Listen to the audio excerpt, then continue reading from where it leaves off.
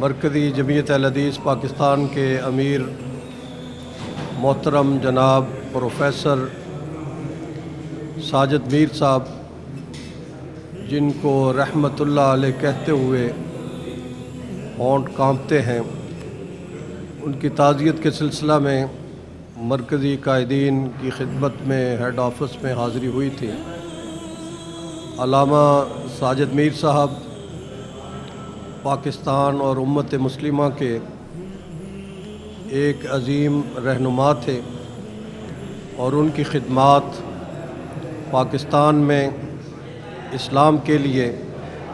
امن کے لیے، استحکام کے لیے، یکجہتی کے لیے اور اتحاد بین المسلمین کے لیے کسی سے مخفی نہیں ہے۔ ہم نے ان کو 90 کی دہائی میں ملی یکجہتی کونسل کے اجلاسوں میں دیکھا، جس میں ہمارے والد محترم حضرت مولانا محمد ضیاء القاسمی رحمۃ اللہ علیہ بھی موجود تھے۔ تمام مکاتب فکر نے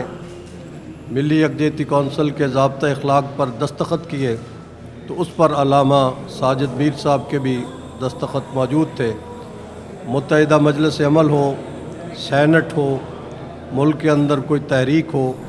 رابطہ عالم اسلامی کی کانفرنسیں ہوں، تحفظ حرمین شریفین ہو، ہر موقع پر ہم نے تحفظ بیت المقدس کے لیے، تحفظ بیت اللہ کے لیے ان کو اور ان کی جماعت کو صف اول میں دیکھا۔ ان کے انتقال پر مرکزی جمعیت اہل حدیث پاکستان کے تمام عہدیداران سے، مرکزی علماء کونسل پاکستان کی طرف سے،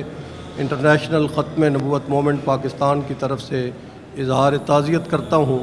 دعا ہے اللہ تعالیٰ علامہ ساجد میر صاحب کی مغفرت فرمائے اور جنت الفردوس میں اعلیٰ مقام عطا فرمائے۔